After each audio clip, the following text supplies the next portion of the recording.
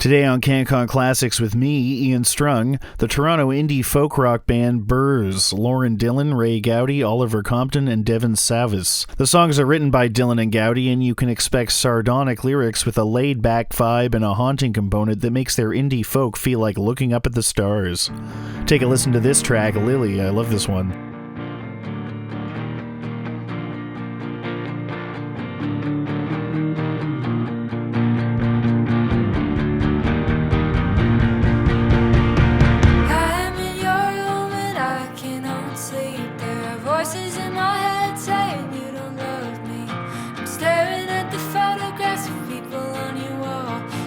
Because I know I'll never know them at all.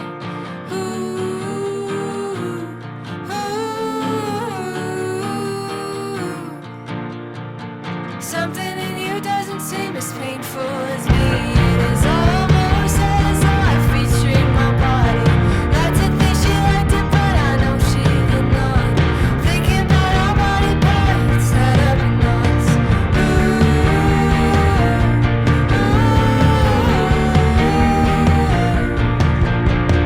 Lilies in my right hand, I'll give them with my left. I'll give you what I am, you leave me what's left. Kill them on the inside, I'll be what you want. So call me as I be, a vessel to get on.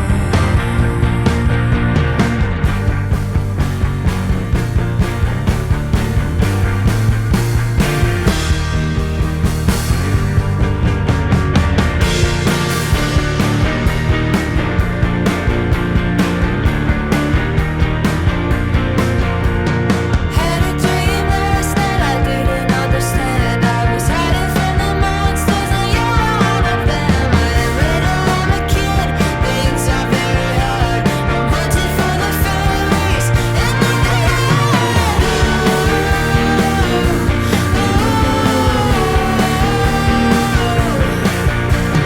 something in my right hand, turning on my I give you what I am, you leave me what's left. Killing me inside, I'll be what you want. So call me as I be, your vessel to get on.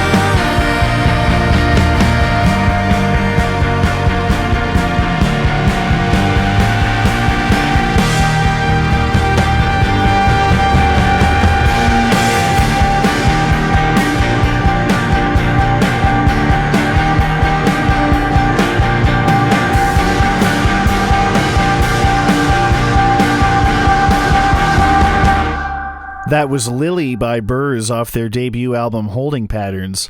I've had the pleasure of seeing the band a couple times, and I will soon see them again.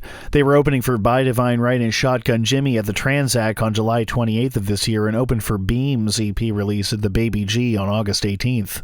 Burs' Holding Patterns album, which is their debut, released last year in 2022, is 35 minutes of good solid vibe. This band manages to be spacey without being alienating or cold, like you're being warmed by a campfire while you contemplate life's absurdities. The lyrics will hit you with some profanity as well.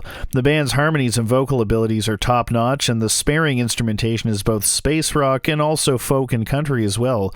They will use the odd saxophone, which brings to mind Pink Floyd's Dark Side of the Moon. That doesn't mean they sound like the 70s, though. There is enough shoegaze in the guitar effects and 2000s indie in the vocals to make things sound thoroughly modern. There's also some nice violin playing on the album. I thought that last song, Lily, had kind of a Pixies Breeders vibe to it. Check out this one for the Floyd comparison. This is Oliver.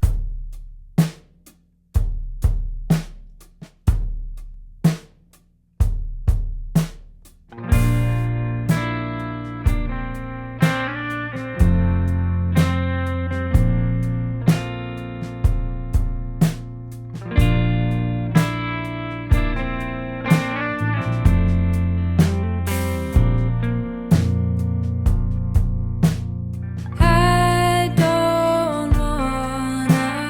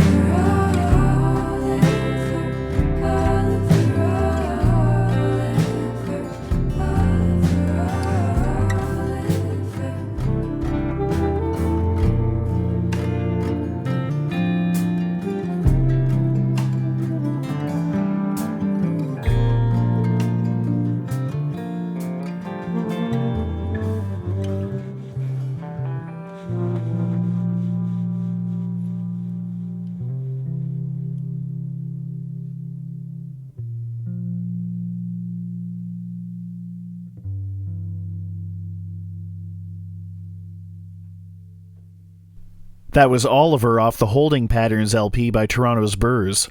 The CanCon classic that Burs will be doing is I Pity the Country by Willie Dunn from 1978. Willie Dunn is a Canadian songwriter, documentarian, and politician who started in the early 70s. This is quintessential Canadian protest music, and this will be a studio recording by Burs. It's available for download on their Bandcamp, but not available on streaming. Here's Ray Gowdy to tell you all about it. So the story of this cover starts with an anthology record put together by a producer and archaeologist named Kevin Howes. He made this compilation of songs by Native North American artists that came out in 2016. It's called Native North America Volume 1, Aboriginal Folk, Rock, and Country, 1966 to 85. My good friend Dagny got me into it, and it's very much as it describes, featuring sounds from largely undocumented scenes. It's lined with deeply beautiful folk songs and some pretty awesome and raw band-sounding recordings that evoke some Neil Young Crazy Horse, some Creedence, some Flamin' Groovies. And more recently in 2021, an anthology focused on one of those artists, Willie Dunn, came out. It was called Creation Never Sleeps, Creation Never Dies. On both of those records is this song, I Pity the Country, which was recorded by Willie Dunn in 1972. I remember it being a favorite in 2016, and again on the reissue in the spring or summer in 2021. Around the time, if not slightly before, when news broke about 215 unmarked graves that were found in Kamloops at the site of a former Indian residential school. So my partner Lauren and I were listening to this record a lot, talking about it and sort of learning about Willie Dunn. And then the music suddenly became even more relevant in this historical moment in Canadian history where anyone who wanted to deny the fact of our country committing this genocide had very little ground to stand on. And since then, the House of Commons did actually come to recognize it as a genocide last year.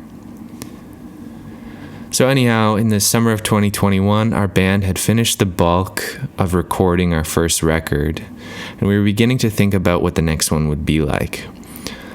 One day, Lauren and I were staying at a friend's house, and there was some studio equipment in the basement, so we set up to track both of our voices and guitars, and we did a version of I Pity the Country, because it was heavy in our minds that day. The song I Pity the Country is a narrative told from an Indigenous person's point of view and breaks down the many ways in which Canadian government has used its power to strip Indigenous peoples of their identity, dignity, and property. Willie Dunn's original is a beautiful capture of his fortitude as a political figure, his knack for simple but really gorgeous melody, and his sheer lyrical wit. I think we had it in 3 or 4 takes of Lauren and I singing and playing the song down, mostly singing octave unison, and had finger-picked some chords we'd worked out. Where in the original there's a harmonica break instrumental at the halfway point, we wanted to add something to reflect a sense of urgency and attention to our version, something like a texture that would add to the lyrical intensity of the second half. So our bassist Devin came by, and he had this new drone pedal. I think it was called the Empty Glass. And I believe there are just 2 passes there where he plays a drone on just the one note. And immediately it brought the recording to a place we were excited about. It's kind of got this siren tone.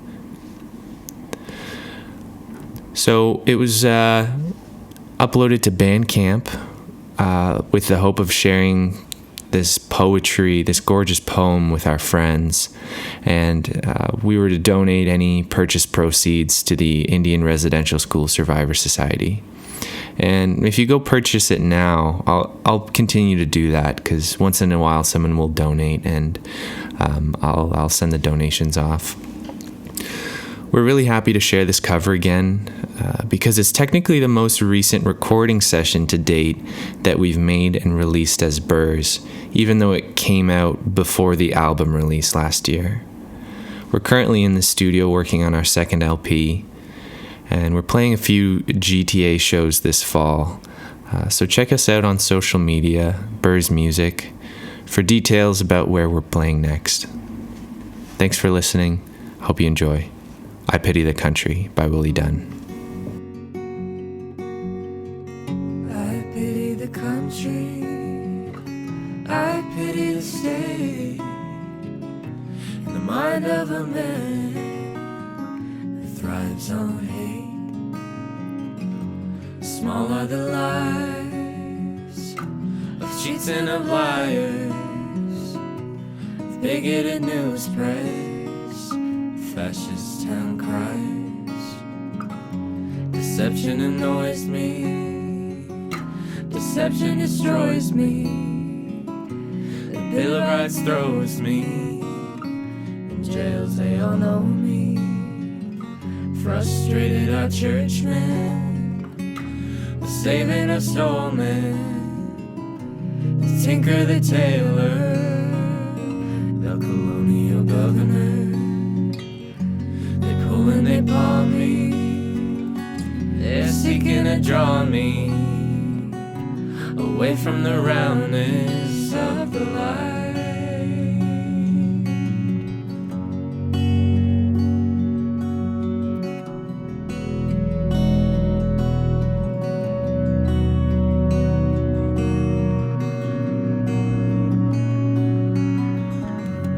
Civil servants, they thrive off my body. Their trip is with power, back bacon and welfare. Police they arrest me, tearless to test me. Pollution it chokes me, movies they joke me, politicians exploit me. City life it jades me, Hudson's Bay fleets me, hunting laws freak me. Government is bumbling, revolution is rumbling. To be ruled in impunity is tradition, continuity. I pity the country, I pity the country, I pity the state, I pity the state, in the mind of a man who thrives on